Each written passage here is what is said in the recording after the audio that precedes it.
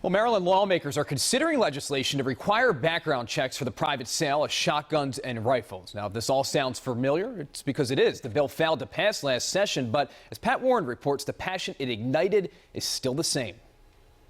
They lived their last moments staring down the barrel of a shotgun, the 5 victims of the June 2018 shooting at the Capitol Gazette, and the survivors will spend the rest of their lives with the horror of that memory. The Capitol Gazette staff can never unsee my husband, John, looking up at the gun pointed at him and then falling murdered to the floor. Andrea Chambly is the widow of John McNamara. She's back with Moms Demand Action to rally for background checks for private sales of shotguns and rifles after a failed effort last year. I tell you, I was disappointed in knowing that people would die because that bill wouldn't be passed. Not being able to solve it all in one swipe is not an excuse to stop trying. We're trying to be reasonable and save and protect our communities at the same time. Mark Pennock, president of Maryland Shall Issue, opposes the bill, calling it a legislative overreach.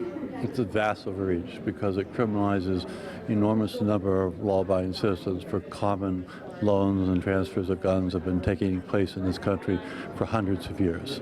And for no reason, because the latest studies indicate that these sort of background checks over private trails and transfers have no impact. It's a continuing back and forth. It is a gun control issue for me. I view the background checks that we currently have in place are more than enough. Background checks are the foundation of any kind of gun violence prevention effort. I think that this bill is not accomplishing anything other than making gun owners have to go through extra hoops. And this is just the beginning of what's expected to be an emotional debate this session. I'm Pat Warren reporting for WJZ.